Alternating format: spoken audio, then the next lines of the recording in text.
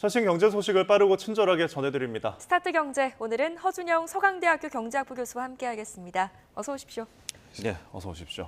자, 오늘은 아파트 공사 담합과 관련해서 이야기를 나눠보겠습니다. 계속 지금 드러나고 있거든요. 앞서서 빌트인 가구에서 미리 짜고서 낙찰을 받았다는 소식이었는데 이번엔 욕실 공사에서 또 적발이 됐다고요? 네, 4월에 빌트인 가구 아파트에 들어가는 거 입찰 담합 한 1조 9천억 정도 규모가 적발이 됐었는데요. 이번에는 아파트 욕실 공사 시스템 욕실이라고 부르는 건데요. 먼저 시스템 욕실이라는 게 뭔지 생각해 보시면 옛날에는 저희 욕실 공사를 벽을 대고 방수를 하고 거기다가 각각의 부품들을 넣고 타일을 넣고 뭐 하는 방식이었는데 이제는 아예 공장에서 다 조립을 해서 한 번에 이제 넣는 그런 방식으로 해서 사실은 이게 공사 기간도 단축되고 그다음에 방수 기능도 좀 개선됐다고 합니다. 이걸 많이 하는데 요거 최근 들어서 9개 업체가 입찰 담합을 미리 했다라는 얘기고요. 그 규모 자체는 한 1,360억 원대 정도의 담합을 했고 얼마나 많이 했느냐? 2015년부터 2022년까지 7년 동안 이 9개 업체들이 114건의 입찰에 들어가서 그중에 100건을 따냈다. 그 얘기는 결국은 담합을 하지 않은 입찰 건수가 14건밖에 되지 않았다. 이런 상황입니다. 지금 이와 관련해서 그럼 공정위에서 조치를 내린 게 있습니까? 공정위에서는 당연히 시정명령을 하고 과징금을 매기는데요. 아까 이제 총 규모가 1,361억이라고 했잖아요. 그래서 과징금을 업체 9개 합 67억을 매겼고요. 지금 1위 업체 같은 경우는 그 중에서 한 27억 정도의 과징금을 받은 그런 상태입니다. 자, 담합 기간이 이게 7년이면은 그 정도의 금액이면은 1,361억 중에 지금 과징금 67억이면은 좀 적다고 생각하시는 분들도 있을 것 같은데요.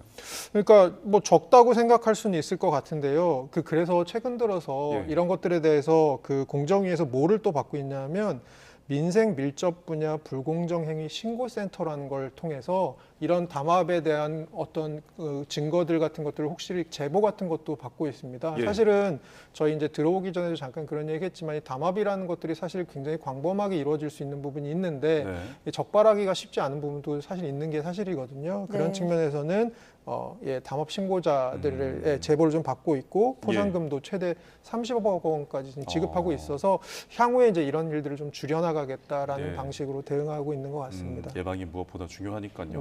근데 지금 업체들이 9곳이라고 했는데 이 가운데 살펴보니까 유명한 곳도 있고 또 그리고 기존의 빌트인 가구 담합대와 좀 겹치는 중복 허위 이제 중복으로 적발된 기업이 있더라고요.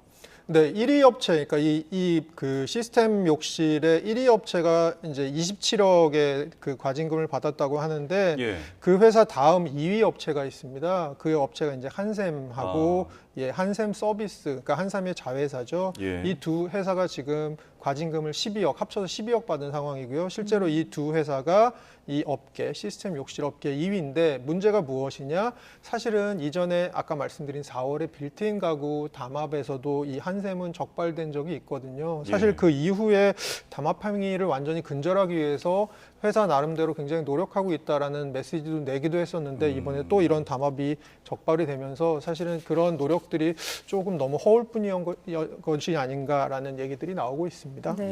결국에는 이런 업체들의 담합이 소비자 피해로 이어지다 보니까 또 특히나 말씀하신 것처럼 이런 문제들이 반복되고 있다는 것은 좀 더 강화된 어떤 대응책이 필요한 것이 아니냐 이런 생각이 좀 듭니다. 다음 주제로 한번 넘어가 볼게요. 국내 명품 시장에서 어린이들을 대상으로 한 상품들이 또 눈길을 끌고 있다고요?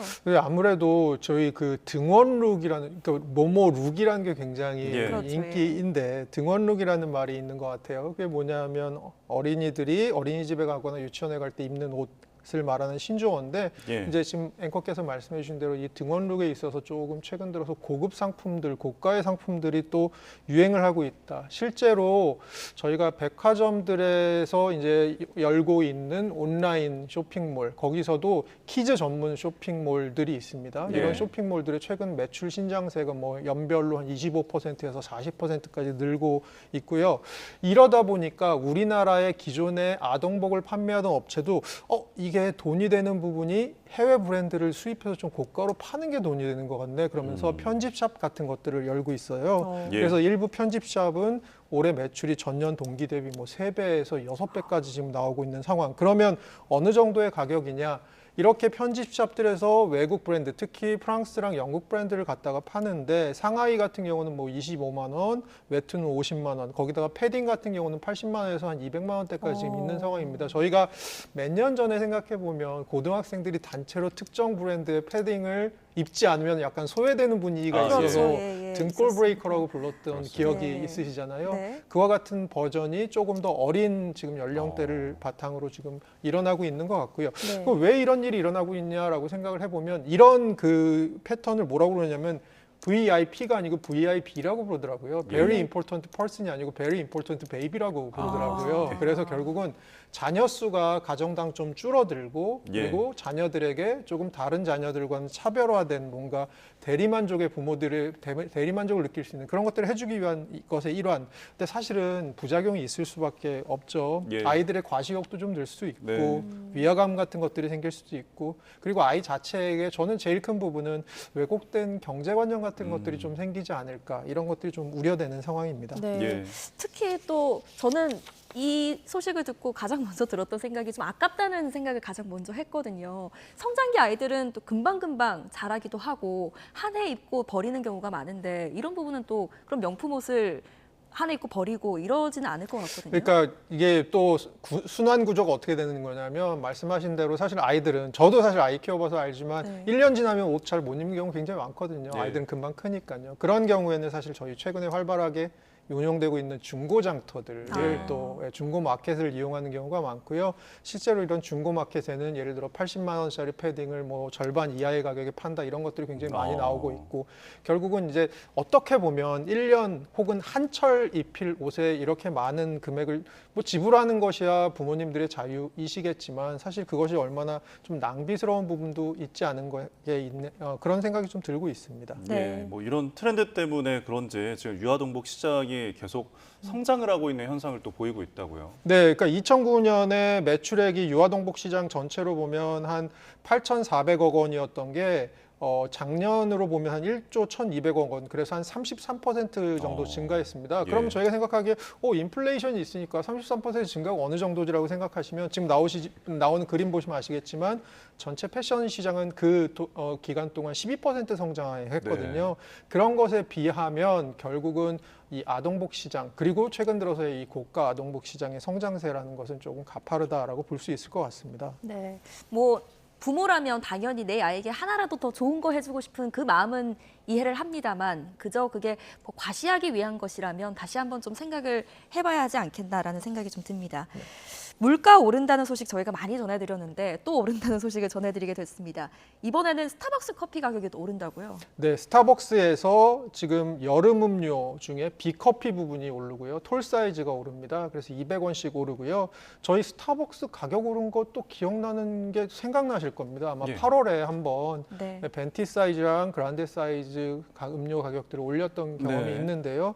여기다가 이제 스타벅스에서 최근 들어서 이제 그 여름 음료 중에 비커피 톨 사이즈를 올린다 200원씩. 근데 이걸 올리면서 스타벅스에서는 조금 그래도 이걸 정당화하는 게 어쨌든 직간접 비용이 너무 상승한 상황에서 네. 고객 부담을 최소화하기 위해서 좀 겨울철 수요가 감소하는 아이스 음료 대상으로 결정했고 가장 작은 사이즈인 톨 사이즈를 대상으로 했다 뭐 이렇게 얘기는 했는데 예. 사실은 계속해서 지금 가격이 오르고 있는 거는 사실인 것 같고요. 예. 그리고 저희 그렇게 생각해 보면 참 이게 무서운 것 같은 게 뭐냐면 인플레이션은 지금 보면 소비자 물가 상승률은 1.6%까지 네. 내려와 있는 상황인데 뭔가 가격들은 계속 오르고 있잖아요.